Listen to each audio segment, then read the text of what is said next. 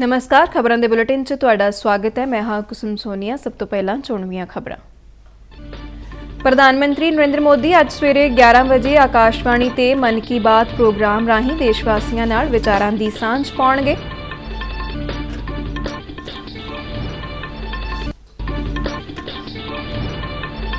राष्ट्रपति रामनाथ कोविंद ने कहा कि तंदुरुस्त जीवन लई कुदरत नाल नेड़ता होनी लाजमी है।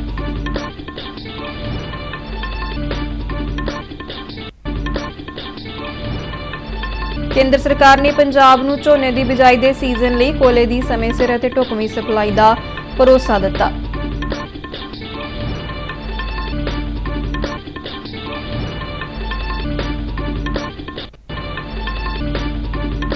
केंद्रीय सेहत मंत्री डॉक्टर मनसुख मांडविया ने देश की 80% बालग आबादी के मुकम्मल टीकाकरण नूं इतिहासक प्राप्ति दस्सिया।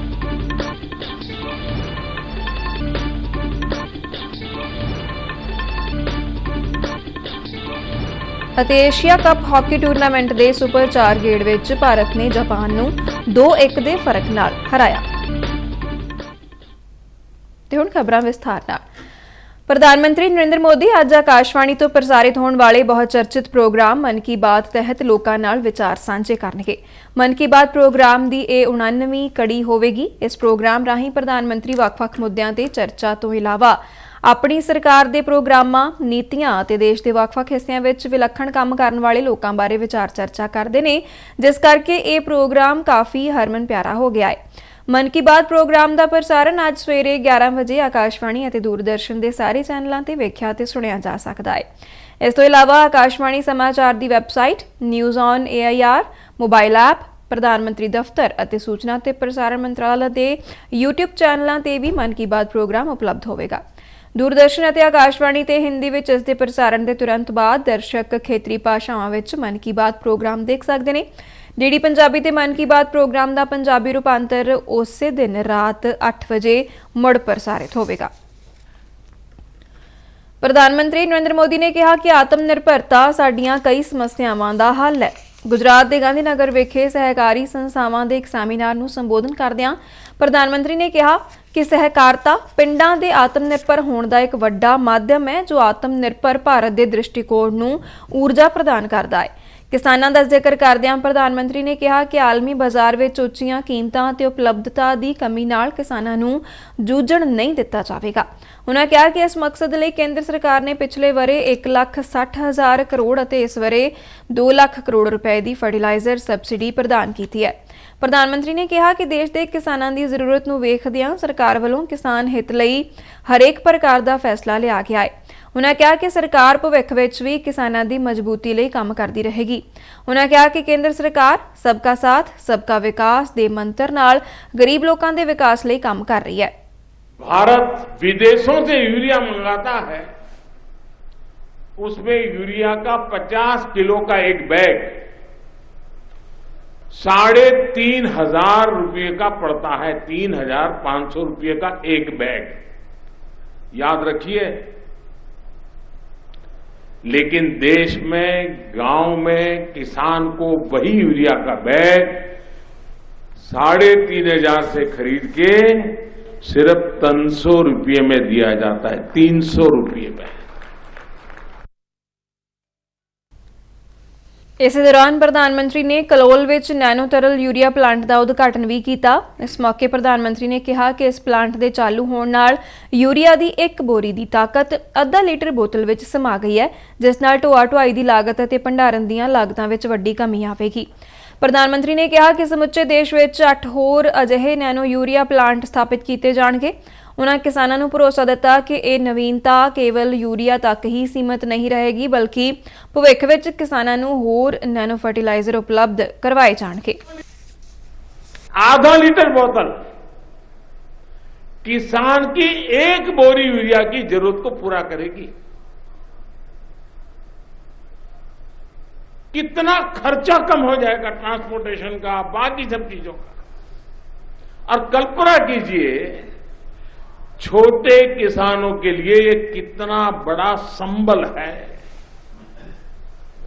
साथियों, ये जो आधुनिक प्लांट कलोल में लगा है, इसकी कैपेसिटी अभी 1.5 लाख बोतल के उत्पादन की है, लेकिन आने वाले समय में ऐसे 8 और प्लांट देश में लगने वाले हैं। ਰਾਸ਼ਟਰਪਤੀ ਰਾਮਨਾਥ ਕੋਵਿੰਦ ਨੇ ਕਿਹਾ ਕਿ ਤੰਦਰੁਸਤ ਜੀਵਨ ਲਈ ਕੁਦਰਤ ਨਾਲ ਸਾਂਝ ਪਾਉਣੀ ਜ਼ਰੂਰੀ ਹੈ। ਭੋਪਾਲ ਵਿੱਚ ਆਰੋਗਿਆ ਭਾਰਤੀ ਵੱਲੋਂ ਕਰਵਾਏ ਗਏ ਆਰੋਗਿਆ ਮੰਥਨ ਪ੍ਰੋਗਰਾਮ ਵਿੱਚ ਇੱਕ ਰਾਸ਼ਟਰ ਇੱਕ ਸਿਹਤ ਸਮੇਂ ਦੀ ਲੋੜ ਵਿਸ਼ੇ ਤੇ ਸੰਬੋਧਨ ਕਰਦਿਆਂ ਰਾਸ਼ਟਰਪਤੀ ਨੇ ਨਾਗਰਿਕਾਂ ਨੂੰ ਰੋਜ਼ਮਰਾ ਦੇ ਜੀਵਨ ਵਿੱਚ ਕੁਦਰਤ ਦੇ ਤਾਲਮੇਲ ਵਾਲੀਆਂ ਆਦਤਾਂ ਨੂੰ ਅਪਣਾਉਣ ਦੀ ਸਲਾਹ ਦਿੱਤੀ। ਦੇਸ਼ ਦੀ ਰਵਾਇਤੀ ਚਿਕਿਤਸਾ ਪ੍ਰਣਾਲੀ ਤੇ ਬੋਲਦਿਆਂ ਰਾਸ਼ਟਰਪਤੀ ਨੇ ਕਿਹਾ ਕਿ ਸਮੁੱਚਾ ਵਿਸ਼ਵ ਸਾਡੀ ਇਸ ਪ੍ਰਣਾਲੀ ਨੂੰ ਅਪਣਾ ਰਿਹਾ ਹੈ। ਉਨ੍ਹਾਂ ਇੱਕ ਰਾਸ਼ਟਰ ਇੱਕ ਸਿਹਤ ਪ੍ਰਣਾਲੀ ਦੇ ਵਿਚਾਰ ਦੀ ਸ਼ਲਾਘਾ ਕਰਦਿਆਂ ਕਿਹਾ ਕਿ ਸਾਡੀਆਂ ਪੁਰਾਤਨ ਲਿਖਤਾਂ ਵਿੱਚ ਵੀ ਇਸ ਦਾ ਜ਼ਿਕਰ ਮਿਲਦਾ ਹੈ। ਦੇਸ਼ ਵਿੱਚ ਮੈਡੀਕਲ ਸੈਰ ਸਪਾਟੇ ਬਾਰੇ ਗੱਲ ਕਰਦਿਆਂ ਰਾਸ਼ਟਰਪਤੀ ਰਾਮਨਾਥ ਕੋਵਿੰਦ ਨੇ ਕਿਹਾ ਕਿ ਭਾਰਤ ਜਿੰਨਾ ਕਿਫਾਇਤੀ ਇਲਾਜ ਦੁਨੀਆ ਦੇ ਕਿਸੇ ਵੀ ਹਿੱਸੇ ਵਿੱਚ नहीं ਹੁੰਦਾ। हमारी जो इंडिया की जो सस्ती उपचार या ट्रीटमेंट प्रणाली है वो आपको विश्व में और कहीं नहीं मिलेगी, और इसीलिए आपको दिल्ली के हॉस्पिटल हों, दिल्ली के नजदीक आसपास के जितने भी हॉस्पिटल्स हैं उनमें आपको दिल्ली के पेशेंट्स कम मिलेंगे। अगर विदेशी मिलेंगे तो हमारे आसपास के पड़ोसी देशों के ज्यादा मिलेंगे। अर्थात ये चैलेंज जो है वो पूरे देश के लिए है।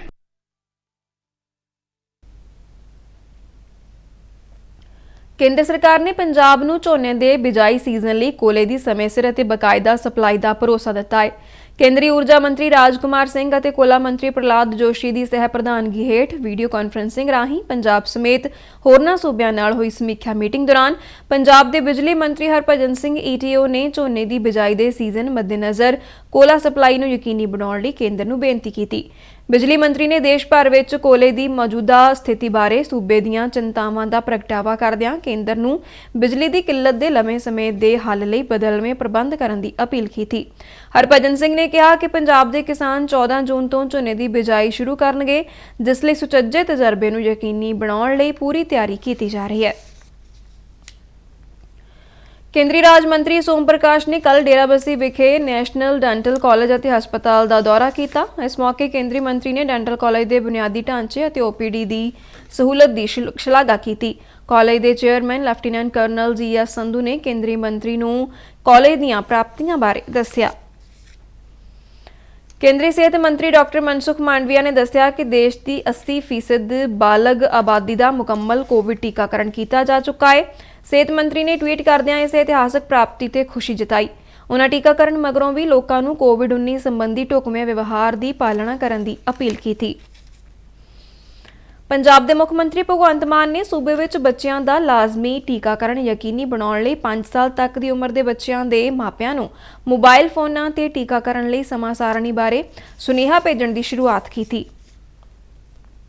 ਸਿਹਤ ਅਤੇ ਪਰਿਵਾਰ ਭਲਾਈ ਵਿਭਾਗ ਨੂੰ ਇਸ ਕੰਮ ਨੂੰ ਇੱਕ ਮੁਹਿੰਮ ਵਜੋਂ ਨੇਪਰੇ ਚਾੜਨ ਦੀ ਹਦਾਇਤ ਕਰਦਿਆਂ ਮੁੱਖ ਮੰਤਰੀ ਨੇ ਕਿਹਾ ਕਿ ਟੀਕਾਕਰਨ ਦੀ ਸਮਾਂ ਸਾਰਣੀ ਅਤੇ ਕੇਂਦਰ ਦੇ ਵੇਰਵਿਆਂ ਵਾਲਾ ਸੁਨੇਹਾ ਦਰਜ ਨੰਬਰਾਂ ਤੇ ਭੇਜਿਆ ਜਾਵੇਗਾ। ਉਨ੍ਹਾਂ ਕਿਹਾ ਕਿ ਇਹ ਸਹੂਲਤ ਸੂਬੇ ਦੀ ਟੀਕਾਕਰਨ ਸਥਿਤੀ ਨੂੰ ਸੁਧਾਰਨ ਵਿੱਚ ਮਦਦਗਾਰ ਸਾਬਤ ਹੋਵੇਗੀ। ਸਰਕਾਰੀ ਬੁਲਾਰੇ ਨੇ ਦੱਸਿਆ ਕਿ ਇਹ ਸੁਨੇਹਾ ਪੰਜਾਬੀ ਅਤੇ ਅੰਗਰੇਜ਼ੀ ਭਾਸ਼ਾਵਾਂ ਵਿੱਚ ਉਪਲਬਧ ਹੋਵੇਗਾ। ਉਨ੍ਹਾਂ ਕਿਹਾ ਕਿ ਇਸ ਸਹੂਲਤ ਦਾ ਉਦੇਸ਼ ਮਾਪਿਆਂ ਨੂੰ ਉਨ੍ਹਾਂ ਦੇ ਬੱਚਿਆਂ ਦਾ ਸਮੇਂ ਸਿਰ ਟੀਕਾਕਰਨ ਕਰਾਉਣ ਲਈ ਜਾਗਰੂਕ ਕਰਨਾ ਹੈ। ਪੰਜਾਬ ਦੇ ਮੁੱਖ ਮੰਤਰੀ ਭਗਵੰਤ ਮਾਨ ਨੇ ਅਧਿਕਾਰੀਆਂ ਨੂੰ ਸਰਕਾਰੀ ਕੰਮਕਾਰ ਵਿੱਚ ਈ-ਆਫਿਸ ਰਾਹੀਂ ਡਿਜੀਟਲ ਕਰਨ ਦੀ ਵਰਤੋਂ ਨੂੰ ਵੱਡੇ ਪੱਧਰ ਤੇ ਉਤਸ਼ਾਹਿਤ ਕਰਨ ਦੀ ਹਦਾਇਤ ਕੀਤੀ ਹੈ। ਚੰਡੀਗੜ੍ਹ ਵਿੱਚ ਇੱਕ ਸਰਕਾਰੀ ਬੁਲਾਰੇ ਨੇ ਦੱਸਿਆ ਕਿ ਇਸ ਨਾਲ ਦਸਤਾਵੇਜ਼ਾਂ ਦੀ ਸਾਂਭ ਸੰਭਾਲ ਦੇ ਬੋਝ ਨੂੰ ਵੀ ਘਟਾਇਆ ਜਾ ਸਕੇਗਾ। ਉਨ੍ਹਾਂ ਦੱਸਿਆ ਕਿ ਸੇਵਾਵਾਂ ਨੂੰ ਲੋਕਾਂ ਦੇ ਦਰ ਤੱਕ ਪਹੁੰਚਾਉਣ ਅਤੇ ਰਵਾਇਤੀ ਫਾਈਨ ਸਿਸਟਮ ਨੂੰ ਘੱਟ ਕਰਨ ਦੇ ਉਦੇਸ਼ ਨਾਲ ਸੂਬਾ ਸਰਕਾਰ ਡਿਜੀਟਲੀਕਰਨ ਨੂੰ ਉਤਸ਼ਾਹਿਤ ਕਰ ਰਹੀ ਹੈ। ਬੁਲਾਰੇ ਨੇ ਦੱਸਿਆ ਕਿ ਇਹ ਕਦਮ ਜਿੱਥੇ ਸਮੇਂ ਸਿਰ ਸੇਵਾਵਾਂ ਨੂੰ ਮੁਹੱਈਆ ਕਰਨ ਲਈ ਯਕੀਨੀ ਬਣਾਏਗਾ, ਉੱਥੇ ਹੀ ਦਫ਼ਤਰੀ ਕੰਮਕਾਰ ਵਿੱਚ ਹੋਰ ਪਾਰਦਰਸ਼ਤਾ ਵੀ ਲਿਆਵੇਗਾ। ਮੁੱਖ ਮੰਤਰੀ ਵੱਲੋਂ ਸੂਬੇ ਭਰ ਵਿੱਚ 526 ਸੇਵਾ ਕੇਂਦਰਾਂ ਰਾਹੀਂ 122 ਆਨਲਾਈਨ ਸੇਵਾਵਾਂ ਦੀ ਸ਼ੁਰੂਆਤ ਕੀਤੀ ਗਈ ਹੈ। ਮੁੱਖ ਮੰਤਰੀ ਨੇ ਪ੍ਰਸ਼ਾਸਨਿਕ ਸੁਧਾਰ ਵਿਭਾਗ ਨੂੰ ਹਦਾਇਤ ਕੀਤੀ ਹੈ ਕਿ ਸੇਵਾ ਕੇਂਦਰਾਂ ਦੇ ਦਾਇਰੇ ਵਿੱਚ ਘੱਟੋ-ਘੱਟ 100 ਹੋਰ ਸੇਵਾਵਾਂ ਨੂੰ ਸ਼ਾਮਲ ਕਰਨਾ ਯਕੀਨੀ ਬਣਾਇਆ ਜਾਵੇ। ਪੰਜਾਬ ਦੇ ਟਰਾਂਸਪੋਰਟ ਵਿਭਾਗ ਨੇ ਸੂਬੇ ਦੇ ਸਾਰੇ ਸਕੂਲ ਪ੍ਰਬੰਧਕਾਂ ਨੂੰ 5 ਅਗਸਤ ਤੱਕ ਬੱਸਾਂ ਦੇ ਪੁਰਾਣੇ ਬਕਾਇਆ ਟੈਕਸ ਭਰਨ ਦੀ ਹਦਾਇਤ ਕੀਤੀ ਹੈ। ਚੰਡੀਗੜ੍ਹ ਵਿੱਚ ਸਕੂਲ ਮੁਖੀਆਂ ਅਤੇ ਪ੍ਰਬੰਧਕਾਂ ਨਾਲ ਮੀਟਿੰਗ ਦੌਰਾਨ ਟਰਾਂਸਪੋਰਟ ਮੰਤਰੀ ਲਾਲਜੀਤ ਸਿੰਘ ਭੁੱਲਰ ਨੇ ਕਿਹਾ ਕਿ ਨਿਰਧਾਰਿਤ ਤਰੀਕ ਮਗਰੋਂ डिफॉल्टरां खिलाफ सख्त कार्रवाई की जाएगी। उन्होंने ये भी दस्सिया कि सूबा सरकार वालों टैक्स डिफॉल्टरां लई एमनेस्टी स्कीम चलाई जा रही है, जिस तहत 5 अगस्त तक टैक्स भरन का समा दिता गया है। ट्रांसपोर्ट मंत्री वालों सुरक्षित स्कूल वाहन योजना नूं सही अर्थां विच लागू करन लई स्कूल प्रबंधकां तों सहयोग की मंग की। उन्होंने भी स्पष्ट किया कि स्कूल वाहनों में आउण जाण वाले बच्चों की सुरक्षा नाल किसी भी तरह का समझौता बर्दाश्त नहीं किया जाएगा। ट्रांसपोर्ट मंत्री ने स्कूलों नूं विद्यार्थियों की सुरक्षा नाल संबंधित स्कूल बस नियमां मुताबिक त्रुटियां नूं दूर करने लई 31 अगस्त का समा दिता। भारत सरकार वालों शुरू की गई पोषण स्कीम नवे जन्मे बच्चियां, महिलावां अते गर्भवती औरतां लई बेहद लाहेवंद साबित हुई है। पोषण स्कीम तहत ਵੱਖ-ਵੱਖ पिंडां, आंगनवाड़ी सेंटरां, स्कूलों अते सत्थां ते जाके चंगी सेहत अते खुराक बारे जानकारी दी जाती है। पोषण स्कीम मानसा जिले विच भी पूरी सफलता नाल चलाई गई। इस स्कीम की लाभापात्री सरबजीत कौर, प्रिया अते आंगनवाड़ी वर्कर दलजीत कौर ने दस्सिया कि किवें इस स्कीम नाल औरतां दी सेहत दे नाल-नाल जीवन विच भी सुधार आया है। केंद्र सरकार वालों शुरू की गई स्वनिधि योजना का लुधियाना के रेहड़ी फड़ी वालियां ते छोटे कारोबारियों ने लाभ लिया और कोरोना कारण लगभग खत्म हो चुके अपने काम नूं फिर शुरू किया। लुधियाना का सब्जी विक्रेता सुनील कुमार दसदा है कि किवें उन्हां दा काम ठप हो के रह गया सी अते उसनूं प्रधानमंत्री स्वनिधि योजना बारे पता लगा अते इस योजना तहत बिना शर्त कर्जा लैके उसने अपने कारोबार नूं मुड़ शुरू किया। इस तरह पार्लर की मालक डिंपल अते मैकेनिक सतवीर सिंह ने भी स्वनिधि योजना का लाभ लिया अते मुड़ अपने पैरों पर खड़े हुए। प्रधानमंत्री स्वनिधि योजना के लाभार्थियों ने केंद्र सरकार की इस स्कीम नूं बेहद लाहेवंद दस्सिया। ये बढ़िया की है कि लोगों का आगे रोजगार बढ़ सके और इससे बहुत फायदा हुआ लोगों का। नहीं कोई कागज पत्र की जरूरत नहीं पड़ी। 10,000 रुपये देने का ऐलान किया है। बढ़िया किया है कि लोगों का आगे व्यापार बढ़ सके। बहुत वधिया फायदा होया। लॉकडाउन च काम नहीं सीगा तां गौरमेंट ने 10,000 का 2 दिनों तक लोन पास करन दा दित्ता ते बहुत वधिया घर-बार बहुत वधिया चल रहा। मैं अपना पार्लर का काम शुरू किया मैं ਜਿਹੜਾ ਇਹ ਲੋਨ ਮਿਲਿਆ ਭਾਈ ਨੂੰ 2 ਦਿਨ ਚ ਮਿਲ ਗਿਆ ਤੇ ਸਾਰਿਆਂ ਨਾਲੋਂ ਵੱਡੀ ਗੱਲ ਇਹ ਆ ਇਹਦੀ ਕੋਈ ਗਰੰਟਰ ਦੀ ਲੋੜ ਨਹੀਂ ਕਿਸੇ ਚੀਜ਼ ਦੀ ਤੇ ਸਾਰਿਆਂ ਨਾਲੋਂ ਵੱਡਾ ਫਾਇਦਾ ਤਾਂ ਇਹ ਆ ਕਿ ਨਹੀਂ ਕਿਸੇ ਨੇ ਮਿਹਨਤ ਕਰਨੀ ਪੈਣੀ, ਉਹਦੀ ਗਰੰਟੀ ਪਾਉਣੀ ਪੈਂਦੀ ਸੀ, ਉਹਦੀ ਪਾਉਣੀ ਪੈਂਦੀ ਸੀ। ਇਸ ਚੀਜ਼ ਦਾ ਸਾਨੂੰ ਫਾਇਦਾ ਹੋਵੇ। ਗਵਰਨਮੈਂਟ ਨੇ ਬਹੁਤ ਹੀ ਕੰਮ ਕੀਤਾ।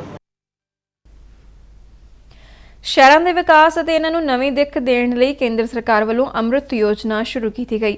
ये योजना पंजाब के ਵੱਖ-ਵੱਖ 11 शहरों में चलाई गई, जिस सदका लोगों को सीवरेज पानी ਦੀਆਂ सहूलतां देण दे नाल शहरों में सीवरेज ट्रीटमेंट प्लांट लगाउण अते शहरों का मूंह मुहांदरा सुधारन दे वड्डे पद्धर ते काम कीते गए। जलंधर शहर में स्मार्ट सिटी अते अमृत योजना तहत कई प्रोजैक्ट सिरे चढ़े, जिन्होंने लैके लोग काफ़ी खुश ने। जलंधर वासी करण अते बलिहार सिंह ने अमृत योजना ते केंद्र सरकार की शलाघा की। द्वारा शुरू की गई अमृत योजना जिन्हों अटल योजना भी कहा जाता है बहुत ही फायदेमंद साबित हो रही है शहरियों ਲਈ। इनके तहत जड़ी भी रोड्स बन रही ने, पाइप्स कनैक्शन मिल रहे हैं, नवे सीवरेज प्लांट बने हैं। पहला रोड्स के उत्ते पानी किन्नी देर तक खड़ा रहिंदा सी, जदों दा मिशन शुरू किया गया रोड्स के उत्ते हुण काफ़ी देर हो गई सानूं पानी खड़ा नहीं मिलिया। सीवरेज प्लांट्स बहुत अच्छी तरह काम कर रहे हैं, रोड्स नवीं बन रही ने, पार्क्स नवीं बन रही ने, काफ़ी फायदा हो रहा जी। धन्यवाद इसलिए मोदी साहब का बहुत बहुत। मोदी जी द्वारा की गई अटल योजना बारे बहुत वधिया है जी। उन्होंने सड़कों बारे निर्माण किया, सीवरेज पाए है जिन्हों करके पानी रुकता नहीं है हुण। और स्मार्ट लाइटां लग रही हैं जगह जगह पे। रेलवे स्टेशन भी अपग्रेड किया है, बहुत वधिया है। लोगों बारे सोच रहे हैं, आम लोगों बारे। इस बारे मैं बहुत धन्यवाद करता। नारकोटिक्स कंट्रोल ब्यूरो ने समुचे देश में कार्यशील एक नशा तस्करी नैटवर्क का पर्दाफाश किया है। ब्यूरो ने नवी दिल्ली तो नशा तस्करी नूं अंजाम देने वाले इस गिरोह के 8 मैंबरों नूं तकरीबन 35 किलोग्राम हैरोइन सने गिरफ्तार किया है। ब्यूरो के अधिकारियों मुताबिक इन्हां तस्करां कोलों 5,80,000 रुपए की ड्रग मनी भी बरामद हुई है। इन्हां तस्करां विच एक नाइजीरियाई मूल का व्यक्ति भी शामिल है जो इस नैटवर्क नूं चलाउंदा सी। नारकोटिक्स कंट्रोल ब्यूरो के बंगलुरु, इंदौर और दिल्ली जोन के यूनिटां नूं आपसी तालमेल नाल इस कार्रवाई नूं सिरे चढ़ाया। इस नाल ही खबरां दा बुलेटिन खत्म हुंदा है। मैं मास्क लगा के स्टूडियो तो बाहर जा रही हूँ, तुसीं भी घर तो बाहर जाण लगे मास्क जरूर लगाओ। इजाजत दिओ, नमस्कार।